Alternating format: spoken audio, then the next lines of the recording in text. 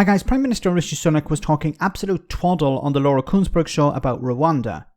He was asked if he had had any issues with the policy from a value for money point of view, and he claimed that while he was Chancellor, economic feasibility was his priority.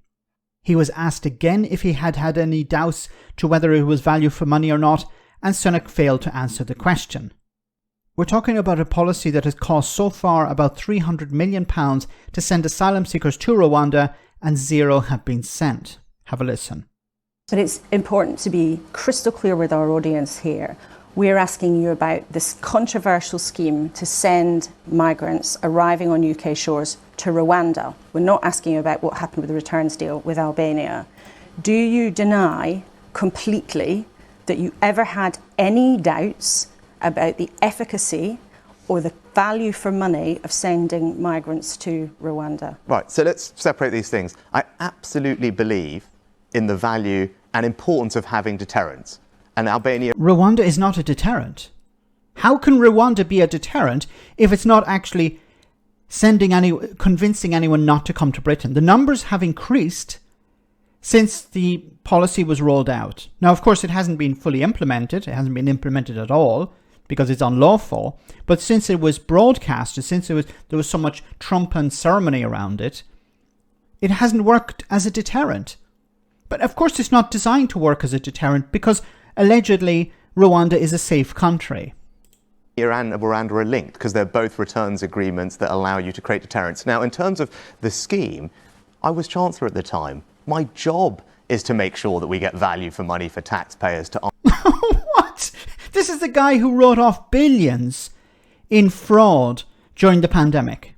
Do you remember that? He said, well, it's not feasible to try and claw some of this money back. Let's just write it off. I don't know whether he signed off on the £37 billion to Dido Harding as well. So this is the guy claiming, I was Chancellor. It was my job to make sure that taxpayers get value for money.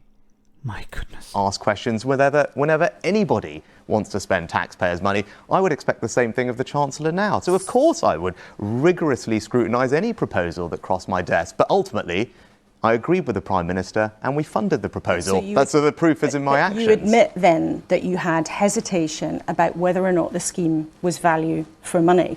You've told people when you moved into number 10 you wanted the highest standards of accountability and integrity. So what we're asking about is being accountable for how you came to that decision.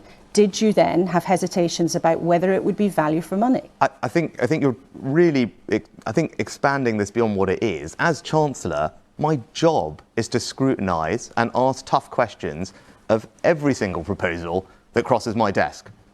That's my job. Well, as when I was Chancellor, it's the Chancellor's job now, because ultimately this is all taxpayers' money. And just because someone's asking tough questions doesn't mean that they don't believe in the proposal. And what they should do, though, is make sure that it is gone through a process of rigorous scrutiny. And I went through that process and ended up being satisfied that it would deliver, which is why I agreed with the Prime Minister to fund the proposal. And then when I became Prime Minister, we've obviously put new legislation before Parliament, and we've got the Albania scheme up and running, which is a similar version of deterrence. Oh my goodness. He's incapable of answering a question, incapable of saying yes or no. Yes, I thought it was a problem, or no, I thought there was no problem whatsoever with this policy.